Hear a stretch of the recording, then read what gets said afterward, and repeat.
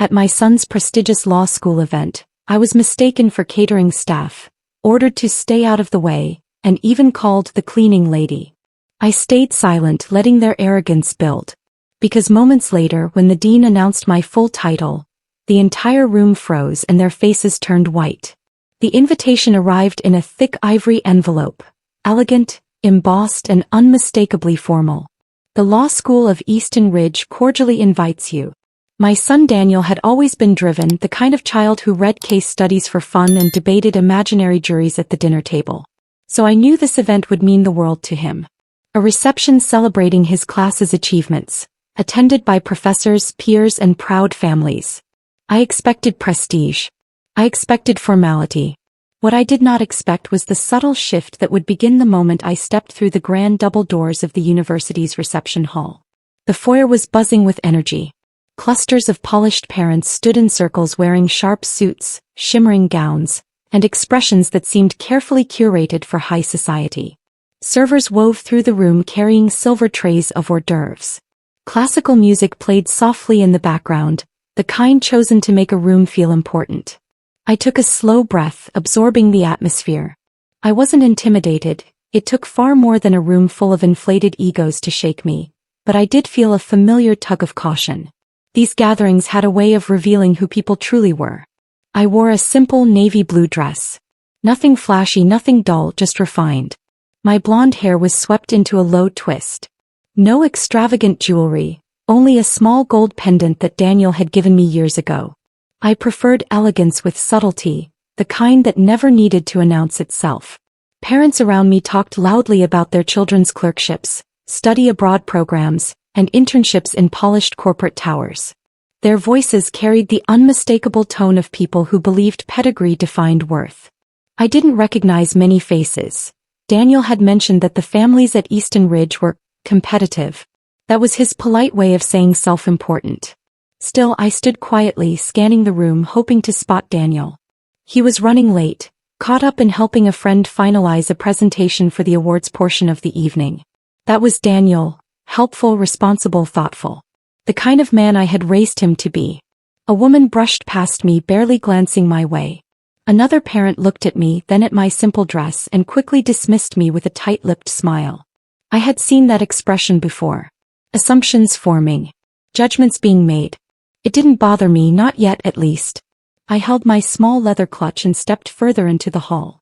And just like that, the evening began to shift in a direction none of them expected. I had barely taken 3 steps toward the refreshment table when a harried-looking young man in a black vest and bow tie rushed toward me. He held a stack of folded linen napkins against his chest, his forehead shining with sweat from the chaos of pre-event setup.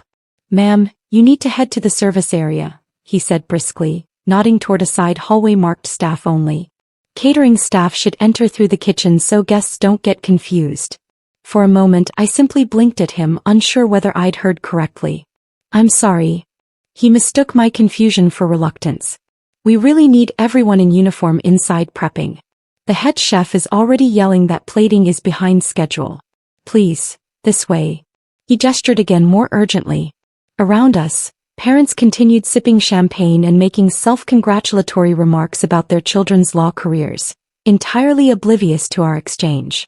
I opened my mouth to correct him, but hesitated. It wasn't the first time someone had mistaken me for staff. My preference for modest attire and quiet presence made people who relied on visual cues jump to assumptions. Normally I would gently clarify. But something stopped me. Maybe it was the exhausted desperation in the young man's voice. Maybe it was the way several nearby parents looked over at us with expressions that silently said, "Yes, escort the help away." One woman in a sequined emerald dress leaned toward her husband, whispering something behind her hand. They both glanced at me before dismissing me entirely. I inhaled slowly. "It's all right," I told the young man kindly, though I didn't move toward the kitchen. "I'm just waiting for my son." He frowned, clearly confused. "Your son works catering too?" Before I could answer, another man, older, wearing a blazer far too tight for his frame, joined in from behind me. "Hey miss," he called, waving a hand as if summoning someone to refill his drink. "Where do we put the use glasses? Do you handle that or should I bother someone else?" His tone was impatient, the kind used on people he considered beneath him. "I don't work here," I said calmly. He paused, then laughed as if I'd told a joke he didn't quite understand. "Oh, really? My mistake." But the disbelief in his voice was unmistakable. He didn't believe he'd made a mistake. He believed I was lying to avoid a task. The murmurs around us grew. A couple walked past and I distinctly heard the woman mutter, "Catering should really wear matching uniforms. Makes things confusing." I couldn't help but smile faintly. Confusing indeed. Even so, I stayed composed. I wasn't here to prove my status to strangers. Their assumptions were their burden, not mine. As I stepped aside to allow another tray of sparkling glasses to pass, I heard the first truly stinging comment of the evening. "Staff shouldn't linger in the foyer," someone said. "It ruins the aesthetic." I lifted my chin slightly. The night, it seemed, was just beginning. I moved toward a quieter corner of the reception hall, hoping to avoid further confusion until Daniel arrived. But peace was short-lived. A sharp, clipped voice floated toward me, one that carried the tone of someone accustomed to being obeyed. "There you are," the woman said, sweeping closer in a cloud of expensive perfume. She wore a rigid smile and a tailored burgundy dress that looked as if it had been custom-fitted just for this event. Her blonde hair was styled into soft waves that didn't dare move. It took me a moment to recognize her, Emily's mother, Victoria Hartwell. I had met her only once before, briefly, in a rushed introduction where she barely made eye contact. She had been polite enough then, but distant.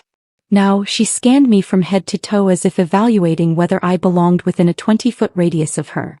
Behind her came her husband, Richard Hartwell, tall, silver-haired, and carrying the unmistakable arrogance of a man who believed the world revolved around his opinions. He wore a watch that probably cost more than my first car. "Oh," Victoria said with a flutter of surprise, though her expression barely softened. "I didn't realize you were here already." Richard didn't even attempt politeness.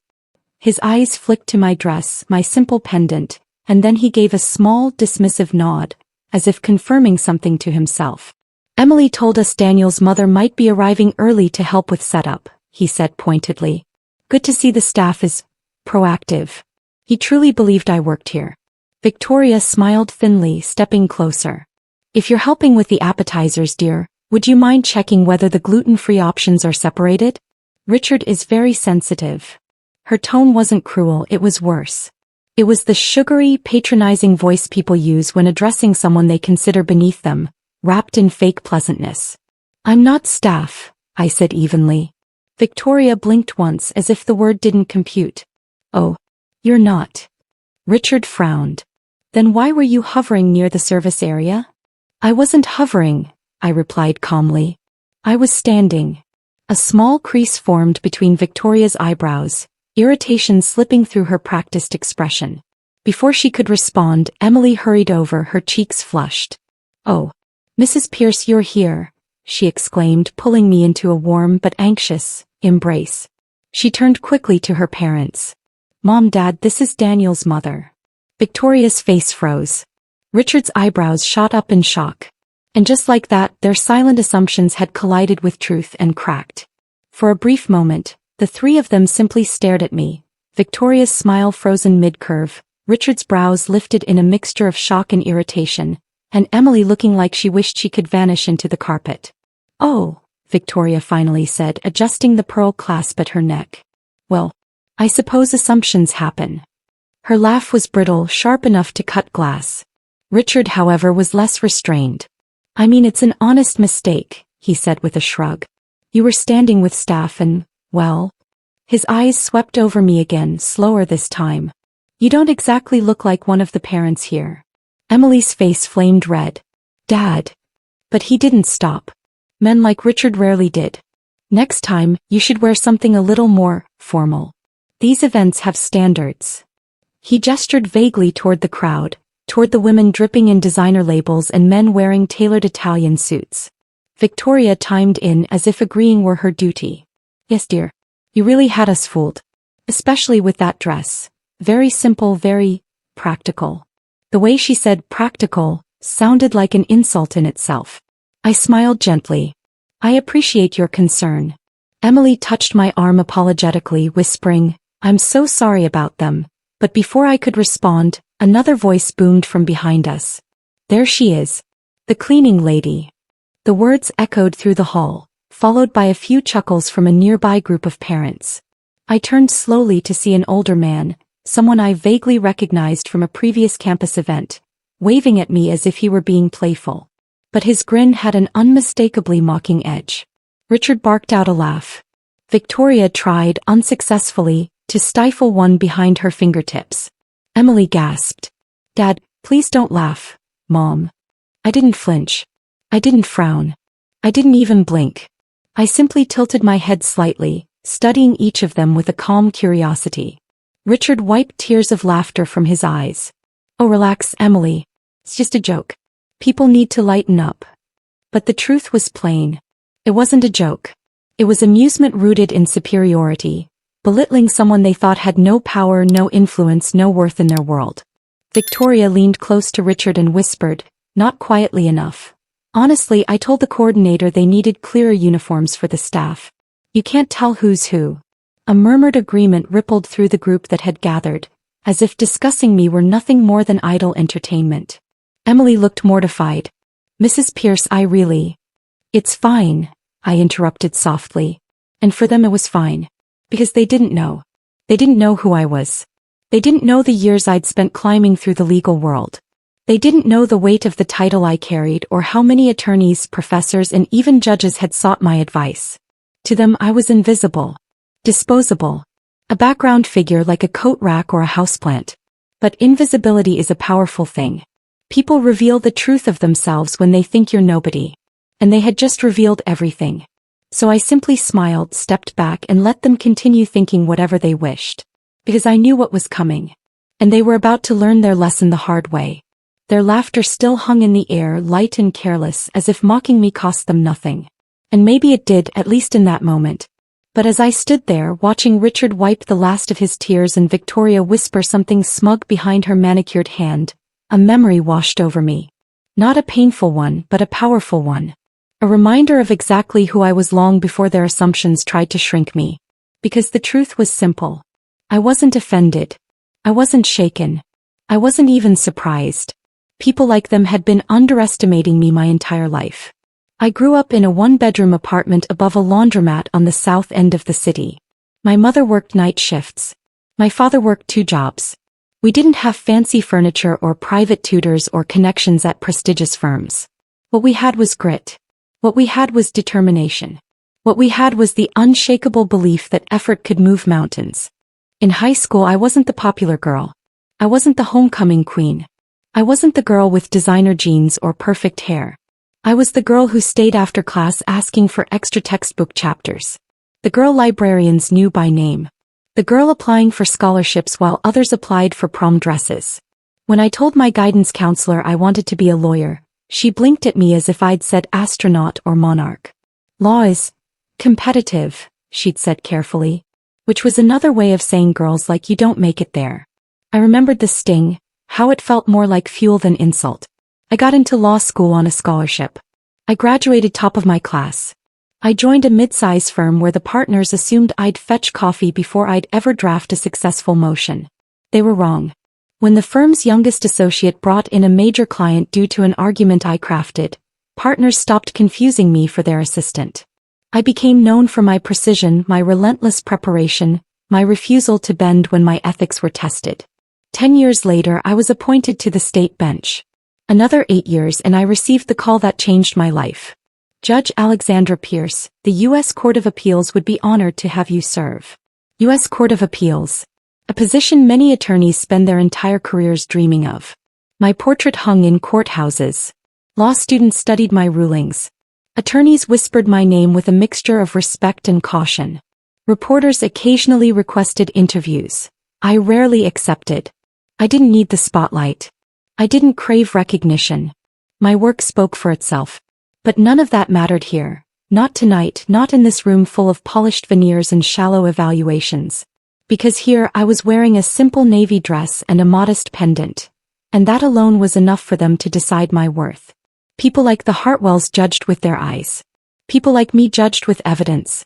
And tonight the evidence was building. Quietly. Beautifully. Inevitably. As the chatter resumed around me, I stood quietly, letting the room's noise settle into a dull hum.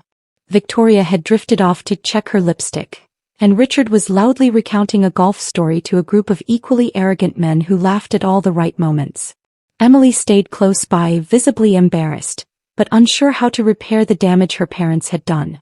I simply breathed. Most people would have snapped back, corrected the insult, announced their title, asserted their importance. But I had never believed in shouting to be seen. Silence was often far louder. Letting people underestimate me wasn't new. It was a skill. One I had sharpened over years of walking into courtrooms where seasoned attorneys assumed I would be the assistant taking notes rather than the judge handing down rulings that shaped the state's legal landscape. I learned early in my career that revealing power too soon only made people mask their true selves. They became polished, courteous, and falsely respectful. But when they believed you had nothing to offer them, that's when the truth spilled out like an unfiltered confession. Tonight was no different. Every assumption Victoria made, every dismissive gesture Richard offered, every careless insult from nearby parents, they weren't just rudeness. They were revelations. They showed their character without me asking a single question. People think power is the ability to speak loudly. But it's not. Real power is the ability to wait. To let others walk right into the consequences they created. I watched Emily fidget with the bracelet on her wrist, her anxiety growing heavier by the second. I really didn't know they'd be like this, she whispered. I touched her arm gently. It's not your fault, dear. People show who they are when they think no one important is watching. She looked down at her shoes, her voice trembling. I wish they'd stop embarrassing me. Her vulnerability softened me. Emily wasn't like her parents. She had always been kind, respectful, grounded. Daniel adored her for that very reason. And though I suspected her parents' influence troubled her, she was still learning how to navigate people who bulldozed instead of listened. You don't have to carry their choices, I told her. You only carry your own. She nodded, breathing carefully. As for me, staying silent wasn't an act of weakness. It was strategy. Let them build their assumptions. Let them climb higher on the pedestal they believed belonged to them. Because the higher they climbed, the harder the fall would be when truth finally introduced itself. And when it did, it wouldn't be loud. It would be undeniable. Tonight, patience was my sharpest weapon. I just had to wait for the perfect moment to use it. The tension around me had settled into an uncomfortable heaviness by the time I heard my son's voice drift across the hall. Mom. I turned and there he was, Daniel, tall and confident in his charcoal suit, the very picture of a future attorney. His dark hair was neatly styled, but a few rebellious strands had escaped, giving him the same boyish charm he'd had since childhood. His face lit up when he spotted me, and the warmth in his smile melted away every insult I'd endured that evening. He stepped forward and wrapped me in a tight, genuine hug. I'm so glad you're here, he murmured. You look amazing. I smiled, brushing a wrinkle from his lapel. Always rushing, I see. Guilty, he laughed. One of my professors had a last-minute panic about the student presentations. I stayed to help calm him down. Before I could respond, Emily hurried to his side. Hi, babe, she whispered, kissing his cheek. But her eyes flicked nervously toward her parents, who were watching us with stiff, uncomfortable expressions. Daniel's smile faded slightly as he glanced between them and me. What's going on? He asked, his tone shifting. He recognized the tightness around Emily's mouth, the stiffness in Victoria's posture, and the faint irritation in Richard's eyes. He'd grown up reading people, mostly because I raised him to. Nothing, Emily said too quickly. Daniel turned to me, brows knitting. Mom. I could see the protectiveness rising in him, the same quiet fierceness he had even as a boy. The time a teacher unfairly accused his classmate of cheating, Daniel had been the only one brave enough to speak up. That same instinct flickered in his eyes now. I placed a gentle hand on his arm. It's all right, sweetheart. Victoria stepped forward with a brittle laugh, trying to salvage the situation. Daniel, darling, we just had a little confusion. Nothing serious. We simply mistook your mother for one of the event staff. These things happen. Emily closed her eyes, mortified. Daniel's expression sharpened immediately. You what? Richard shifted uncomfortably. Don't make a scene, son. It was a harmless mistake. I mean, she was standing with the servers and... Daniel's jaw tightened. Dad, Emily hissed, but it was too late. He continued, digging deeper. Honestly, attire should be more coordinated. Anyone would have thought. Daniel stepped between us so abruptly that Richard stumbled back half a step. Stop talking, Daniel said, his voice low, controlled, and colder than I'd ever heard it. You don't speak to my mother like that. A hush rippled through the space around us. Several parents turned, sensing the shift. Victoria paled. Richard swallowed hard, clearly not used to being challenged, especially not publicly. Daniel turned back to me, his voice softening. Mom, I'm so sorry.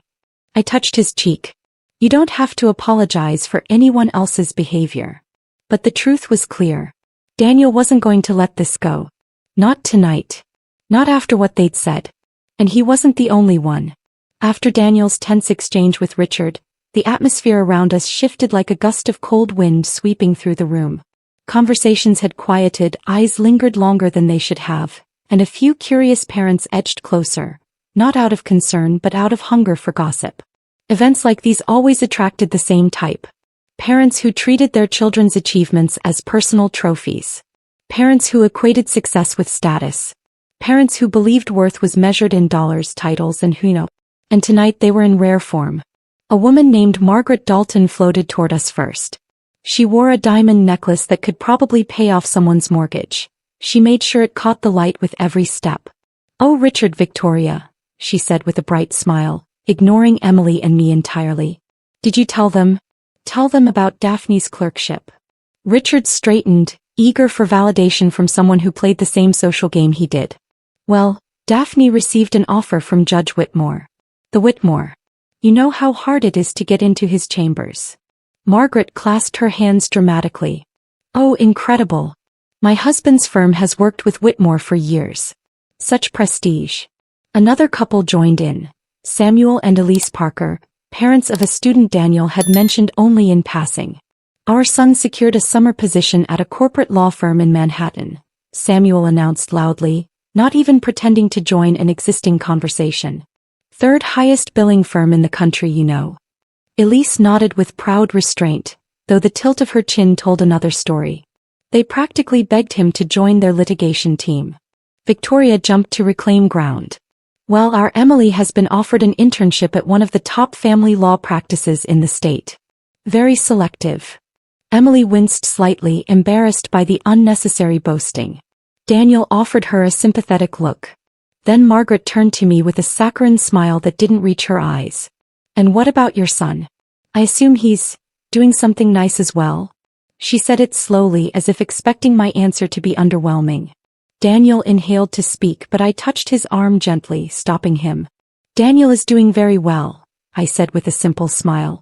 Margaret's smile tightened at my lack of elaboration. Competitive people despised mystery. It robbed them of the ability to compare. Well, she said briskly, I'm sure he's proud to be here. Samuel chimed in, eyes flicking to my dress again. And I'm sure you're very supportive. These events can feel rather intimidating if you're not accustomed to them. Daniel's jaw flexed. Emily looked horrified. But I stayed calm. Because I'd spent my entire life in rooms where men and women underestimated me.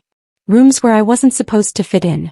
Rooms where people whispered assumptions behind my back, only to fall silent when they realized their mistake. Tonight was no different. As the bragging grew louder, layered with insecurity disguised as pride, I simply listened. Quiet, composed, invisible to those who only valued noise. And all the while the moment of truth edged closer. They had no idea who they were comparing themselves to. But they would soon. Just as the bragging reached its peak, Margaret flaunting her necklace like a lighthouse signal and Richard loudly retelling his daughter's accomplishments for the third time, I noticed a shift ripple through the room. Conversations softened. A few heads turned. Someone straightened their posture. Then I saw him. Dean Harrison himself, weaving through the crowd with purpose. He was a tall man in his early 60s, with salt and pepper hair and the kind of calm authority that made people instinctively quiet when he entered a room. Professors trailing behind him nodded politely to guests, but Harrison's eyes were scanning, searching for me. Victoria noticed the commotion and straightened her posture, smoothing her burgundy dress. She nudged Richard. Look, the dean is making rounds. We should say hello. He knows important families. Richard puffed his chest a bit. Yes, good idea. Networking never hurts. I said nothing, though Emily's eyes flicked to me with a nervous question. Dean Harrison finally spotted me, and his entire face brightened. Judge Pierce, he said warmly, stepping forward with an outstretched hand. It's a privilege to see you here. The group around us fell silent. Richard froze mid-breath. Victoria's painted smile wobbled. Margaret blinked rapidly as if trying to process what she'd just heard. I shook the dean's hand with a polite nod. Good evening, Dean Harrison. Thank you for inviting me. I'm honored to be here. Oh, please, he said with a chuckle. The honor is ours. Your presence elevates the entire event. And Daniel is one of our most outstanding students, though that doesn't surprise me considering who raised him. Daniel flushed slightly with pride. Richard's mouth fell open. Judge. Victoria whispered, Pierce, Fizzin. Judge Alexandra Pierce. Margaret looked like she was replaying every insult she had ever just said within hearing range. Dean Harrison continued talking, oblivious to the shock brewing around us. We're thrilled to have you. Your keynote at the Judicial Symposium last spring was remarkable. Half our faculty still talks about it. Thank you, I replied gently. I appreciate that. He leaned a little closer, lowering his voice. Shall I have your seat moved closer to the stage? We would be happy to accommodate. I glanced briefly at the people who had dismissed me moments earlier. Their expressions ranged from pale to horrified. No need, I said with a soft smile. I'm comfortable where I am. The dean nodded respectfully. Very well. I'll see you shortly when we begin the program.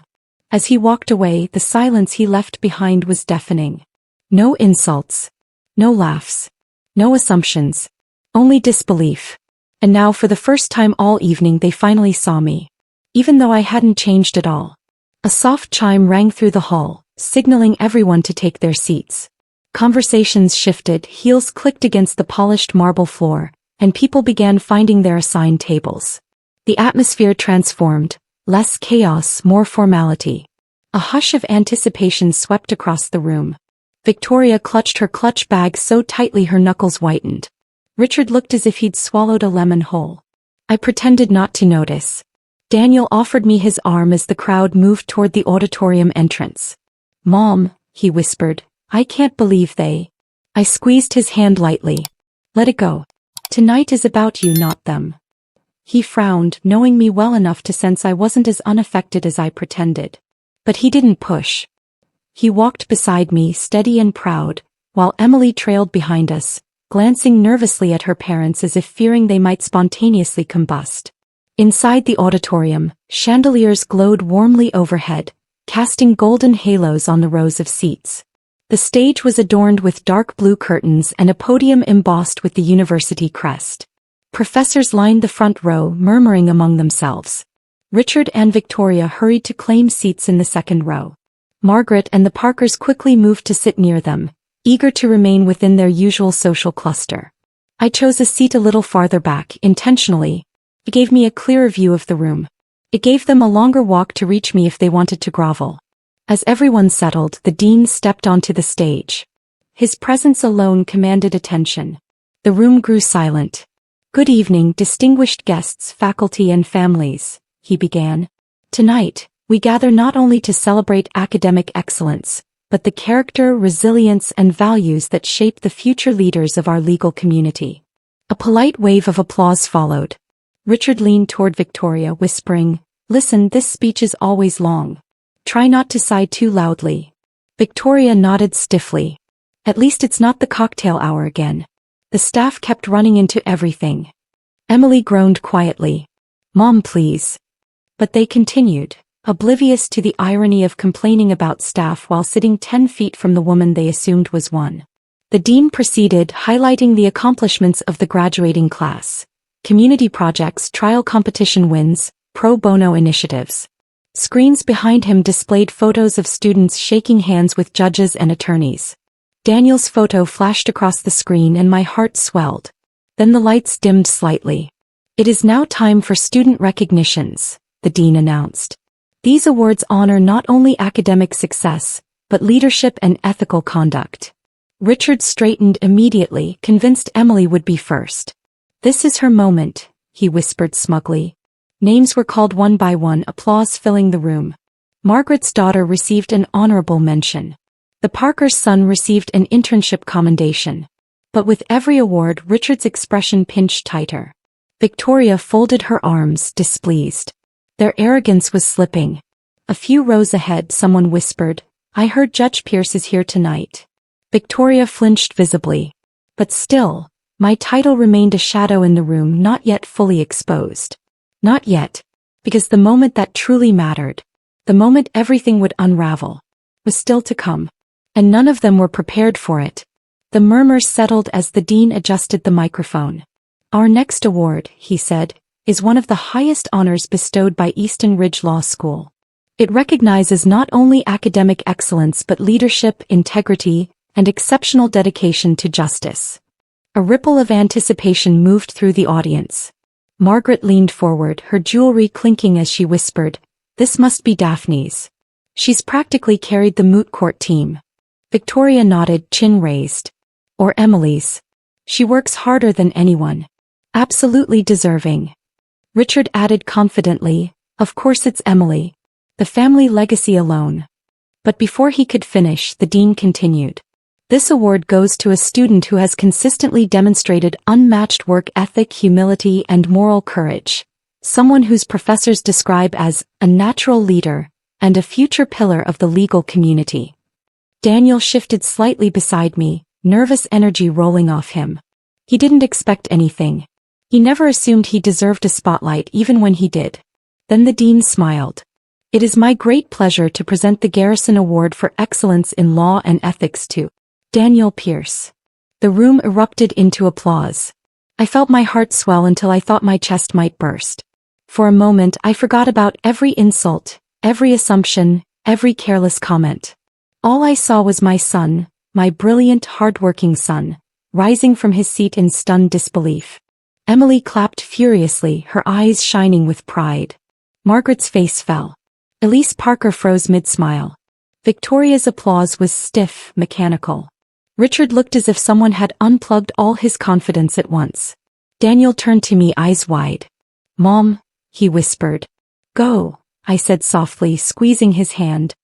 He made his way down the aisle as the spotlight found him. Cameras flashed. Professors smiled. Students cheered his name. When he reached the stage, the dean shook his hand warmly. "Daniel, your integrity stands out. You remind us of why we teach." Daniel's voice trembled as he spoke into the microphone. "Thank you, Dean Harrison. I'm incredibly honored. I couldn't have done any of this without someone very important to me, my mother." A surprised murmur swept through the audience. Daniel continued, confidence steadying. "She taught me every lesson that mattered. Not about law, but about doing what's right even when no one is watching. She taught me humility, strength, and fairness. Everything I am is because of her." Applause thundered again. My eyes stung, but I blinked the tears away. Richard leaned toward Victoria, whispering urgently, "Her son? That's her son? How did we not know?" Victoria hissed, "Because you assumed. You always assume." Margaret covered her mouth, mortified. The dean placed a medal around Daniel's neck, shaking his hand once more before sending him back to his seat. As Daniel walked toward me through rows of clapping students, I saw something extraordinary in his eyes. Pride not in the award, but in the truth finally starting to surface. When he sat beside me again, he leaned close.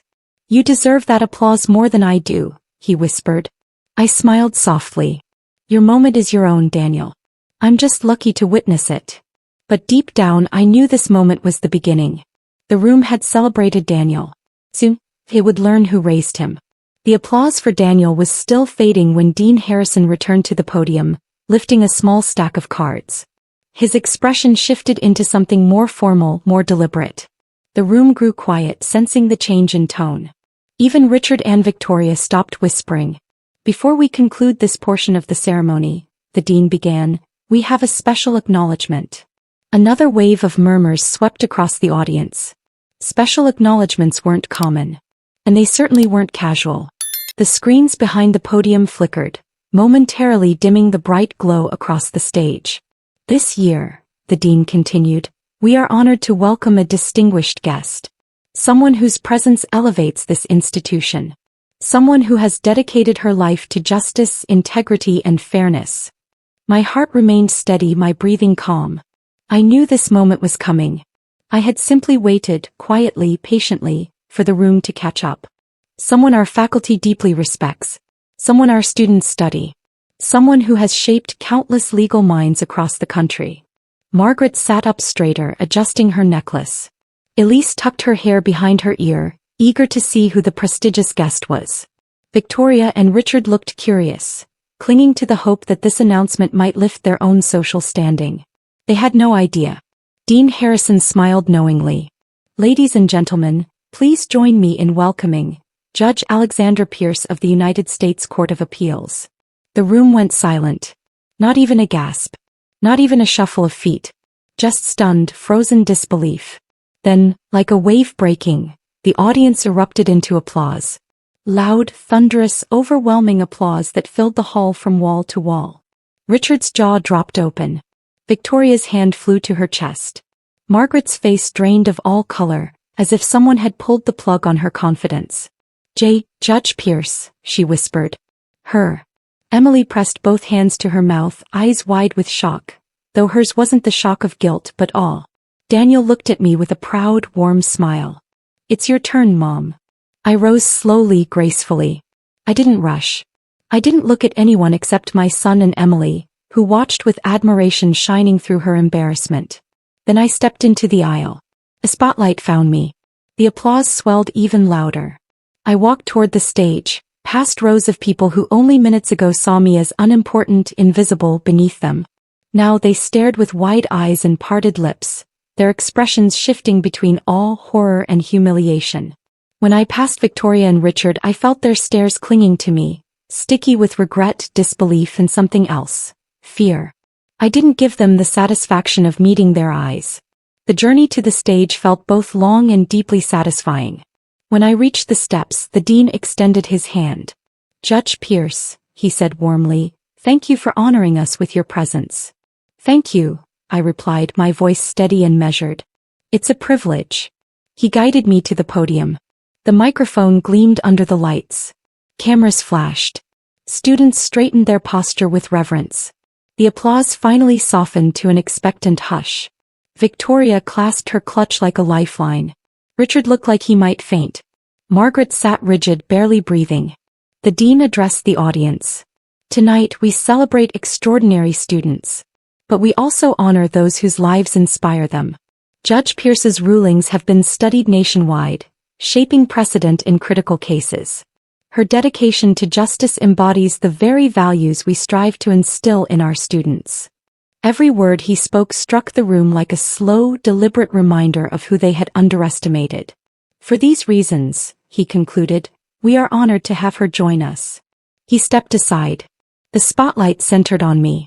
I looked out at the sea of faces, some respectful, some stunned, some ashamed, and only one thought crossed my mind.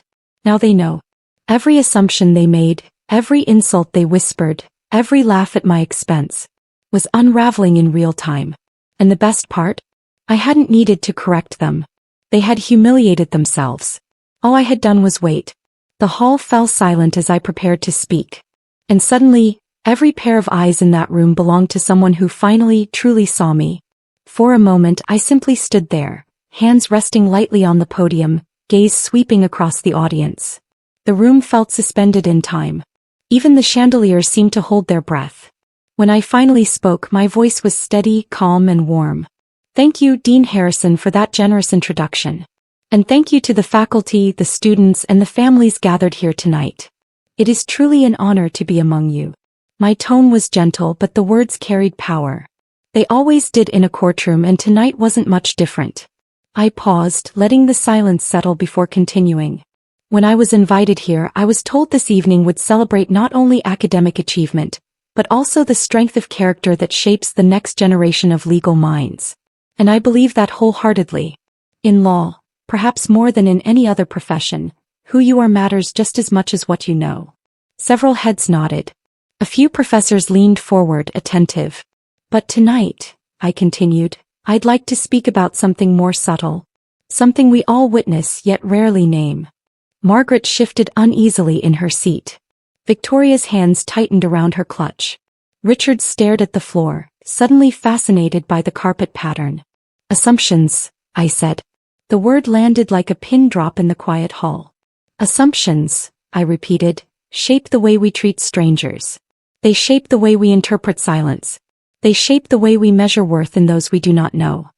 Emily lowered her eyes, realizing exactly where this was going. Daniel looked at me with quiet pride. When we rush to judge a person based on appearance, attire, or perceived status, we reveal far more about ourselves than about them. My voice stayed calm but firm. We reveal our impatience, our insecurity, our blind spots. I didn't look at Victoria or Richard. I didn't have to. Everyone else already had. In my years on the bench, I continued, I have seen brilliant people overlooked because they did not fit someone's idea of importance. I have seen kindness mistaken for weakness. And I have seen arrogance disguise itself as confidence. A few scattered murmurs rippled through the hall, soft, uncomfortable, self-reflective. But I have also seen something beautiful. I smiled gently. I have seen those who are underestimated rise above it with grace. I have seen individuals who were dismissed become examples for others. And I have watched humility outshine arrogance time and time again. The audience was completely silent, listening as if every word carried weight. Students, I said, turning slightly toward the front rows, your accomplishments tonight are extraordinary, but they do not give you permission to look down on others. In fact, achievement demands the opposite. It demands responsibility, respect, integrity. I let my gaze sweep the room once more. Your status is not defined by who you impress, I continued, but by who you respect. Not by the applause you receive but by the dignity you offer. Especially when you believe no one is watching. Victoria swallowed hard. Richard's face had turned red. Margaret shifted her necklace nervously as though trying to hide behind its shine. And let me share something else, I said softly. One day you may stand across from someone you underestimated. Someone you dismissed. Someone you believed unworthy of your attention. A beat of silence. And on that day, you will learn who you really are. The words hung in the air, heavy, honest, unflinching. Then I stepped back from the microphone. Congratulations to the students of Easton Ridge Law School, I concluded gently. I look forward to the remarkable things you will do. The audience rose to its feet with thunderous applause. Loud, heartfelt, reverent.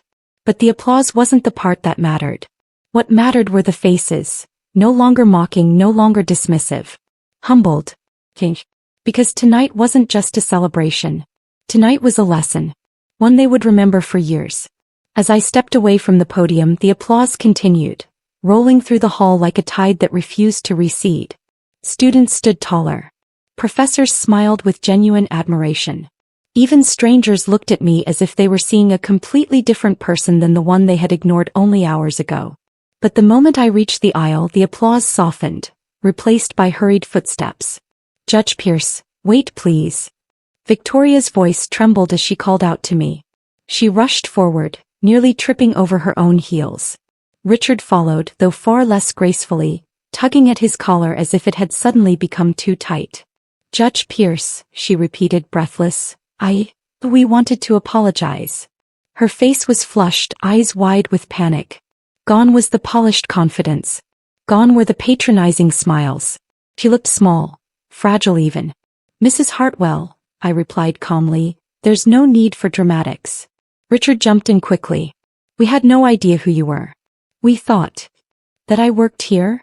I finished for him, my voice soft but unyielding. He winced. Yes. And it was an honest mistake. Honest. Emily muttered under her breath, stepping closer to me. It wasn't honest, Dad. It was rude. Victoria swallowed hard. We didn't mean to be disrespectful. Truly. We just misunderstood. Emily shook her head. No, Mom. You didn't misunderstand. You assumed. There it was, the truth spoken aloud not by me but by their own daughter. I met Emily's gaze and saw sincerity, embarrassment but also courage. She was learning the hard way how different her values were from her parents. Daniel placed a gentle hand on her shoulder. Richard tried again. Judge Pierce, surely you understand, people make mistakes. Yes, I replied. People do make mistakes. But the measure of a person isn't whether they err. It's whether they treat others with dignity regardless of who they believe them to be. Victoria's chin quivered. We're deeply sorry. Truly. I nodded once. Apology accepted. Not because they deserved forgiveness, but because I refused to carry bitterness when the lesson had already been delivered. Victoria exhaled in relief. Richard's shoulders sagged. But then I added, I hope tonight teaches you something. The world is full of people whose worth can't be seen in clothing, or status, or anything you can measure with your eyes. Neither of them spoke. They simply nodded, chastened. Emily approached me afterward, her voice soft. Thank you for handling that with kindness. I really do admire you. Daniel slipped his hand into mine. Mom, that was incredible. I smiled gently. The apologies didn't matter. The lesson did. And tonight they learned it completely. The event slowly transitioned into its closing reception, the hall buzzing again, but with a different kind of energy. Conversations were softer now, more thoughtful, more cautious. People approached me with genuine respect instead of arrogance, offering handshakes, admiration, and words of gratitude for the speech. I accepted each gesture politely, but I didn't linger. Tonight wasn't about basking in recognition. Tonight was about something far more important. As I stepped toward the refreshment table, Daniel appeared beside me, slipping his arm around my shoulders. You were extraordinary, he murmured. You were the one who earned an award, I reminded him with a smile. Maybe, he teased, but you stole the show. I laughed softly. Not intentionally. Emily joined us, her expression softer than I'd ever seen it. Mrs. Pierce, she said quietly, I hope you know how much I admire you. My parents, well, they needed to hear every word you said. I didn't say it for them, I replied gently. I said it for all of you, those stepping into a world that will test your integrity every day. Emily nodded, her eyes glistening with understanding. Behind her, I caught a glimpse of Victoria and Richard. They hovered near the exit, hesitant, humbled, looking like people who had been forcibly introduced to their own flaws. They didn't approach again. Not out of avoidance, but out of acknowledgement. Some lessons didn't need repetition. Daniel followed my gaze. Do you think they'll ever forget this? No, I said. And that's the point. We returned to our table briefly, gathering our things. I picked up my small clutch, the same simple accessory they had judged me for earlier.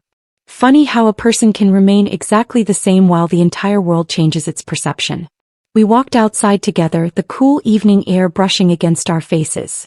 The university lawn shimmered under soft lights, students laughing and celebrating in the distance. It felt peaceful, calmer than the start of the evening. When we reached the steps leading down to the parking lot, Daniel paused. Mom. Yes, sweetheart. He looked at me with earnest pride. I hope someday I become the kind of lawyer and person you are. Emotion tightened in my chest, but I kept my voice steady. You already are. Tonight proved that. He pulled me into a hug. A warm, strong embrace that reminded me why every sacrifice I'd made was worth it.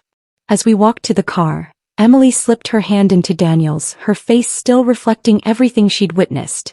The arrogance, the humiliation, the redemption. She glanced at me shyly. I'm really lucky to know you, she whispered. Just promise me one thing, I said gently. Never judge a person based on what you see. Judge them by what you learn. She nodded, absorbing the words with a weight that told me she truly understood. When I opened the car door, I took one last look at the grand building behind us. Tonight hadn't just been about correcting assumptions. It hadn't been about revenge. It had been about reclaiming truth, quietly, powerfully, without anger. A lesson delivered not with force, but with dignity. And dignity, I thought, stepping into the car, is the one thing no one can ever take from you, unless you hand it to them. Tonight I hadn't handed anything away. And that made all the difference.